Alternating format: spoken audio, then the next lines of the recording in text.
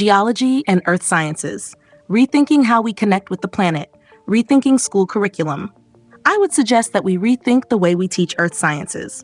If you think about it, students spend years studying about soil, water cycles, and climate in textbooks, yet many have never planted a seed, tested soil composition, or observed real-time weather patterns. Do you honestly believe that memorizing facts about the environment is enough to cultivate a deep understanding and responsibility toward it?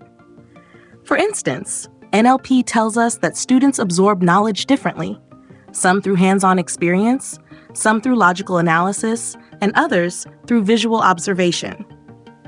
A kinesthetic learner, who learns best through movement and action, will grasp the concept of soil health much faster if they actually test soil samples, feel different textures, and witness how plants respond to different conditions.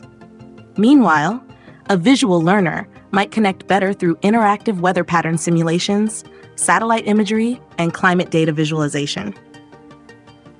Now let's bring in MBTI Myers-Briggs.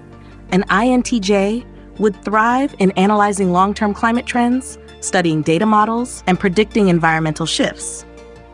But an ESFP, the entertainer, they would likely connect more through direct outdoor experiences, exploring ecosystems firsthand, and participating in conservation projects.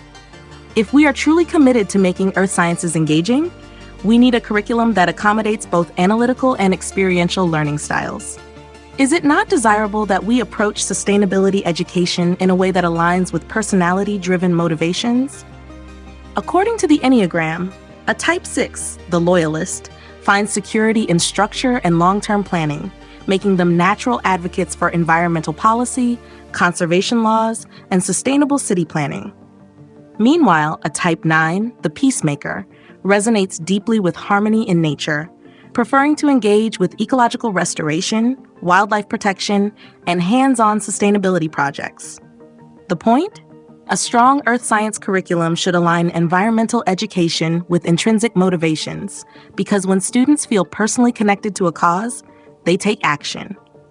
If you think about it, real-world experience is the missing link in most earth science programs. A dynamic, evolving curriculum should move beyond textbooks, incorporating hands-on learning in farming, soil science, and water conservation projects. Integrate sustainability practices, not just as theory, but as real-world problem-solving. Students should test water quality, plant and monitor crops, and build small-scale renewable energy models. Incorporate different learning styles, NLP, so that students see, hear, and experience the environment in ways that make the most impact on them. Leverage MBTI strengths, giving students opportunities to either analyze complex environmental data or engage in outdoor conservation efforts. Use Enneagram insights to tailor environmental education to personal motivation. Some will be drawn to policy and activism, while others will find purpose in hands-on ecological restoration. Do you honestly believe students will grow up to care about sustainability if their education doesn't allow them to experience the environment firsthand? A truly impactful earth science curriculum doesn't just teach about the planet, it immerses students in it, fosters a sense of connection, and empowers them to take responsibility for its future. The real question is, are we ready to shift from memorization to meaningful, hands-on environmental learning?